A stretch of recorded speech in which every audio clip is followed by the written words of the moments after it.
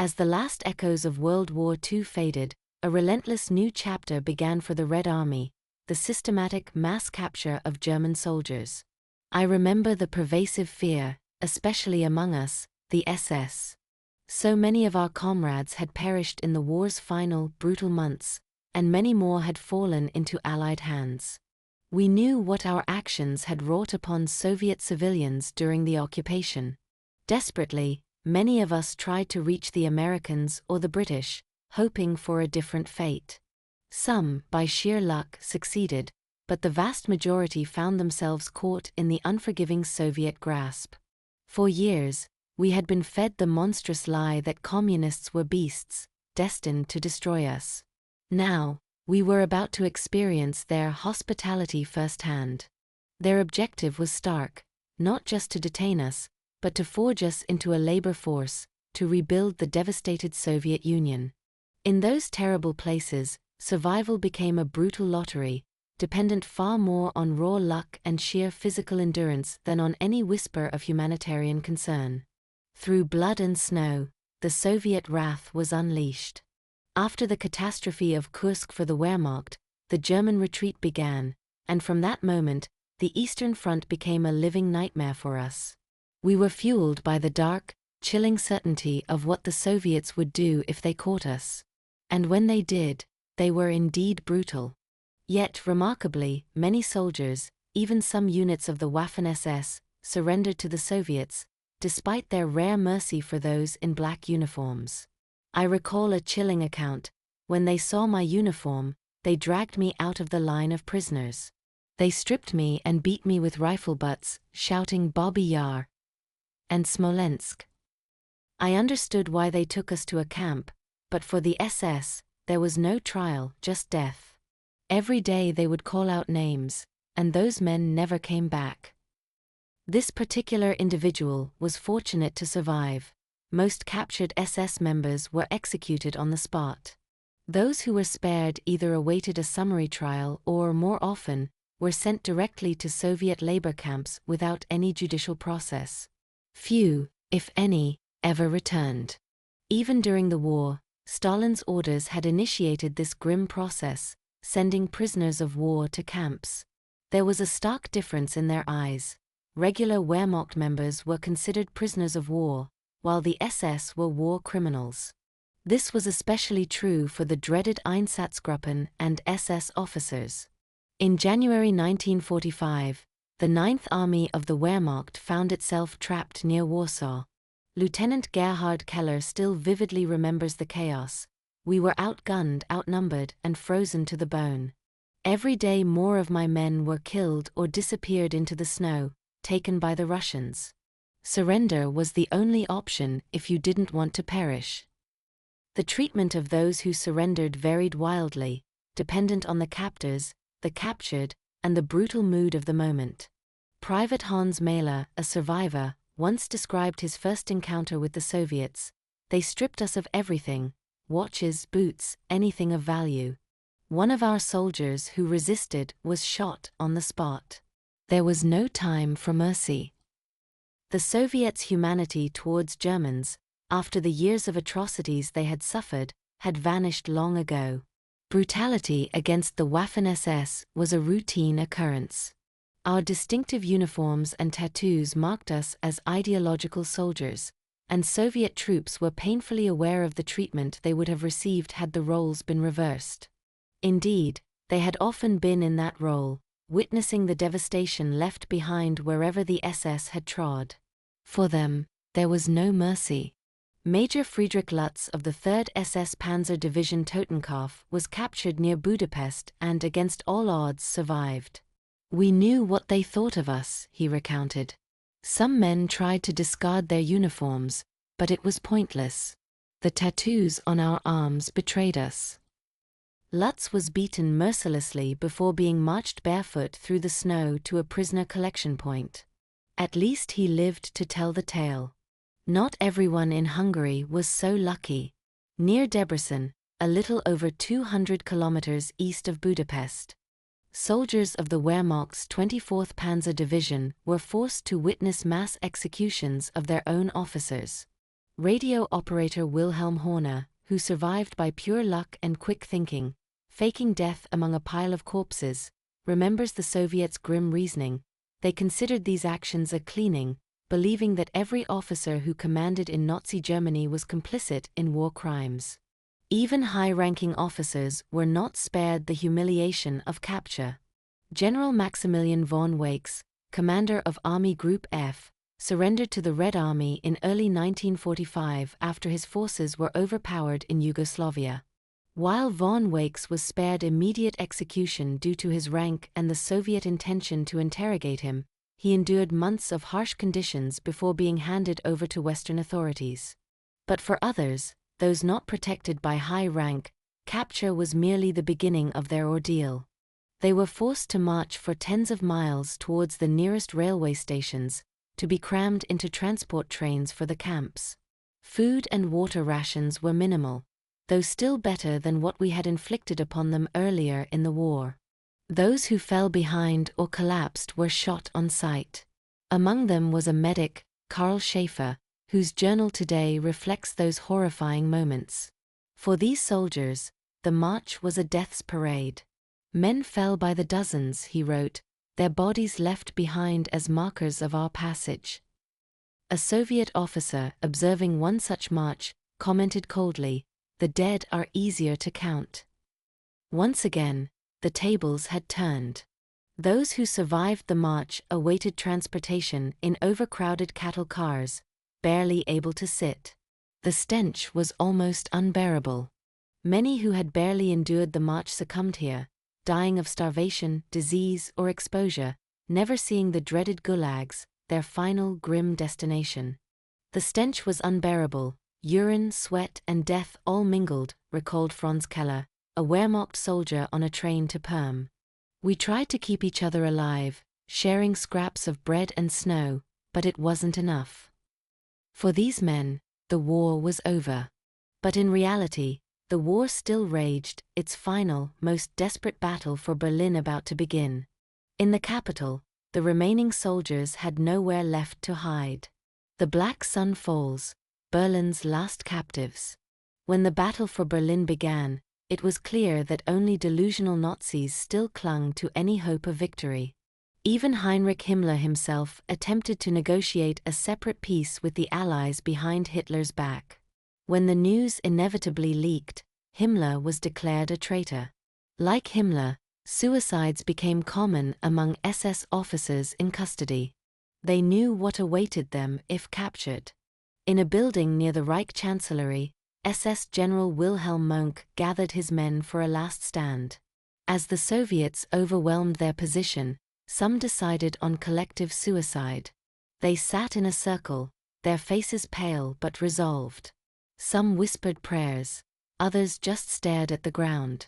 When the order came, they swallowed the capsules in silence. "I couldn't do it," one survivor later claimed. "The Soviets caught me hours later." Wilhelm Mohnke himself tried to flee, but as Soviet engineers began flooding the tunnels with gasoline and setting them on fire, Mohnke and his remaining men were forced to surface and surrender. As a high-ranking SS officer, Mohnke endured brutal interrogation. Survivors claimed to have heard his screams. He was eventually sent to the Soviet Union, spending 6 years in solitary awaiting trial, eventually released due to lack of evidence. Yet, the question mark over his alleged torture remains, as Soviet accounts deny it and he never spoke of it. Other SS officers tried to blend in, to erase their past, often disappearing into the streams of refugees. Others were less fortunate. Soviet soldiers, burning with a desire for retribution, organized brutal searches for SS members. Those found suffered terribly. "We found them hiding in the basement, huddled together like rats," one Soviet soldier recounted. "They had burned their papers and changed into civilian clothes, but we knew who they were. We dragged them into the street. And the people screamed for justice. Some were shot on the spot, others were taken away. None of them would live long." Fear and paranoia spread through the SS ranks faster than the Soviets themselves, the words of their brutality preceding them. Major Dietrich Ziegler of the Waffen-SS led a group of young soldiers when he was captured. As Soviet T-34 tanks emerged on the streets, he issued desperate orders to hold the line, to fight to the last man. Soon their position was overrun, their situation hopeless. In that moment, Ziegler, overwhelmed by fear, ditched his uniform in an attempt to blend in with Wehrmacht regulars. His last attempt was futile. Soviet troops recognized him, perhaps tipped off by subordinates, but more likely by his SS-issued pistol. They knew, Ziegler later wrote in a smuggled note from captivity. They always knew. For the Soviets, there was little distinction between men and women when it came to war criminals. Though not typical members of the SS, many women were known for their sadism during the war, especially female guards of the concentration camps. A Soviet journalist, following the Red Army, clearly remembered, they dragged one woman from the ruins of a building. She was accused of having been a guard at Ravensbrück. Although her identity wasn't definitively confirmed, the woman, a civilian, was forced to strip in the street to reveal SS tattoos on her body. From that moment, she was a civilian no more. Soviet soldiers tied her to a lamppost, leaving her to the vengeful crowd. She was beaten until she fell unconscious, and one Soviet soldier eventually ended her misery with a gunshot. On the other hand, Wehrmacht soldiers who surrendered generally didn't face the same immediate, brutal justice as the SS. Lower-ranked soldiers were often disarmed and sent to prisoner of war camps, where their chances of survival were considerably higher than what the Soviets had faced in German camps. High-ranking officers were always interrogated, and mostly treated better at first, though most eventually ended up being tried for war crimes. By early May, Berlin lay in ruins. Hitler was dead, and the SS, once the elite force, effectively ceased to exist, its members arrested, hunted, or dead. The Wehrmacht had capitulated. But for the people involved in these two organizations, especially those captured by the Soviets, this was far from the end. A Soviet soldier describing the fall of Berlin wrote in his journal, "We fought for every street, every building, and when it was over there was no joy, only silence. The city was a graveyard, and the people we found there looked like ghosts. They asked us for mercy, but we had seen too much and lost too much. There was no mercy left to give." Finally, the war was over, and the Allies faced a profound dilemma. What to do with these war criminals, and what to do about organizations comprising hundreds of thousands of people. The crimes were too severe to go unpunished, but should an entire country be put on trial? Who should be sentenced, and how? Here, the Allies had differing opinions, but the Soviets were the harshest. Justice in red, the Soviet pursuit of Nazi war criminals. The most well-known trials for the war criminals and those in charge of the Nazi war machinery were the Nuremberg trials, held between November 1945 and October 1946. These trials, conducted jointly by all the Allied powers, signaled the beginning of prosecutions for crimes against peace, war crimes, and crimes against humanity. The Soviet Union was the nation most insistent on these trials, and it was a Soviet lawyer, Aaron Trainin, who first formulated and applied the idea of a crime against peace. Although the spotlight fell on the most important Nazi leaders like Hermann Göring, Rudolf Hess, or Wilhelm Keitel, 161 of the 199 defendants were convicted, 37 of them sentenced to death by hanging, not by firing squad. The Allies wanted to make it clear that these individuals were no longer soldiers and officers, but war criminals. The SS was also officially proclaimed a criminal organization. But the Nuremberg trials were far from the only ones conducted against the Nazis after the war. Although the Soviet Union participated in the International Military Tribunal at Nuremberg, they felt a deeper, more personal need to do more, as the nation whose people had suffered the most under the Germans. So, they conducted their own series of trials against members of the SS and the Wehrmacht, and collaborators also faced consequences. These trials were all similar, swift and unforgiving, steeped in anger and a desire for revenge. The Soviet trials began almost immediately after the war ended, some even during the liberation of their country. The press followed closely, using terms like thugs, bandits, degenerates, and perverts to describe the defendants, mirroring the prosecution's language in the courtroom.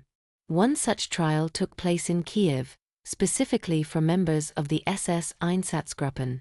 Survivors and witnesses spoke of unsettling scenes, like children forced to dig their own graves before being executed. Interestingly, the accused SS officers mostly showed no remorse during the trial, almost always stating they had orders that needed to be carried out. Their indoctrination had been complete for years. One of the rare ones who accepted his guilt was Friedrich Jeckeln during the Riga trials in 1946. He was the SS general who had implemented the Jeckeln system for faster mass murder, with around 100,000 souls on his conscience. He showed some remorse. "I have to take full responsibility for what happened in the borders of Ostland, and this greatly increases my guilt. I will accept a sentence in full." Whether true or a lie, this confession did not save him. Jeckeln was hanged in January 1946. Most of the convicted were hanged publicly, with the local population present, often savoring the gruesome end of their former oppressors, who had been responsible for the deaths of their loved ones. There was no mercy. As one of the Jewish survivors of the Babi Yar massacre said to an SS Einsatzgruppen accused during a trial in 1946, "You looked at us like animals, less than human. I watched you shoot my wife and son. You laughed. Now you stand here in front of me and you ask for mercy? Did you show mercy to my family?" Cold justice. German lives in the gulags of the Soviet Union. The Germans who ended up in Soviet gulags after the war were a stark mix: Wehrmacht soldiers, SS officers, and civilian collaborators. They had different stories before the war's end, but here, they were all the same. First, they had to survive the journey to the cold eastern reaches, desperate and afraid after their capture and trials. Not like what they did to the Jews, but this time, they had to endure overcrowded and unheated trains, forced to march for weeks without any compassion. They were fed irregularly, mostly scraps. Many fell ill from dysentery or typhus. Those already weak didn't survive the long route to the camp, their bodies thrown from the train without a funeral. Arrival at the Gulag offered no relief. It was a new world for them, terrifying, unimaginable, unpredictable, and inevitable. The camps contained only bare wooden barracks surrounded by barbed wire. The guards hated the prisoners with burning passion, as many had lost family members and comrades during the invasion. These guards often unleashed their anger on prisoners with beatings and kicking. The barracks inside resembled those where the Germans were once guards, and the Soviets let the natural conditions create the atmosphere inside: cold, overcrowded, with no heat or real shelter, and utterly filthy. But these prisoners weren't there just to be removed from civilization, they were there to work. The day started a little before dawn with a rude awakening, and the first thing to do was work, no matter the weather. The labor was demanding and physical. Germans had to cut trees and mine with primitive tools, as well as construct buildings, railroads, and other infrastructure. It was slave labor. They had quotas that needed to be fulfilled, often unrealistically high. Failure meant less food. Many couldn't withstand it and perished in the camps. One of the most well-known prisoners in the Soviet system was Friedrich Paulus, the former field marshal who had commanded the German Sixth Army and surrendered at Stalingrad in 1943. He was the only German field marshal ever to surrender and was treated as a traitor because of that. Perhaps that was the reason Paulus lived in better conditions than most other Germans. He was also used for Soviet propaganda purposes. Although isolated, he never experienced the true horrors of the gulags, and after 10 years of imprisonment, Paulus was released. He lived in communist East Germany, where he spent the remaining 4 years of his life. Unlike Paulus, ordinary Wehrmacht soldiers like Heinz Galler, a 21-year-old at the time of capture, were not spared. Gala was imprisoned in a camp in Kolyma, infamous for its brutal conditions. In smuggled letters, Gala described the freezing cold and gnawing hunger he endured. Still, he survived a decade there before his release, but the consequences took a toll on his health. Gala didn't live long enough to celebrate his 40th birthday. The fates of many of these inmates depended on pure luck or the temperament of their guard at the time. Some guards were excessively cruel, beating prisoners daily, while others considered it just a regular job and didn't participate in the beatings. Falling ill often meant a death sentence, as medical care barely existed in these camps. Pneumonia, tuberculosis, and scurvy were rampant among the inmates. Around 350,000 German prisoners didn't survive until the end of their sentence. One survivor remembered how he and a group of prisoners had to dig trenches in the permafrost for 12 hours a day. The soil was freezing and hard, and the cold was so intense that men would lose fingers and toes due to frostbite. Even the food was a part of the mistreatment. Prisoners mostly ate watery soup, often cold, and just a few small pieces of bread each day. There was no meat, and nowhere near enough nutrients to endure the hard work. Many resorted to stealing food, risking severe punishments, even beatings to death. Many prisoners lost their minds due to hunger, and there were accounts of grass-eating and even cannibalism, also punishable by death. Franz Wagner, one of those who survived, described their desperation. "We would scrape the frost from the walls of our barracks to quench our thirst. We ate anything we could find, potato peels, bits of grass. Hunger was the only thing permanent in the Soviet system." There were no names, unlike what the Nazis had done earlier. The Soviets now forbade any human individuality from these prisoners. Instead of names, they were numbers, further increasing dehumanization. There was no communication with the outside world. Families of those sentenced in the Soviet Union often had no idea what had happened to their loved ones. Yet, many survived. After Stalin's death, life became a little easier, and releases became more common with the start of the Khrushchev era. But many weren't that lucky. Even today, countless bones lie in the cold Russian soil, covered by unmarked graves. Shadows of captivity, the forgotten struggle of Germany's lost soldiers. Those who survived had immense problems fitting into the new world, still often considered Nazis. The trauma of the gulags never left them. Yet, there was little sympathy for Nazi German soldiers, as both post-war German countries wanted to erase and forget that part of their history.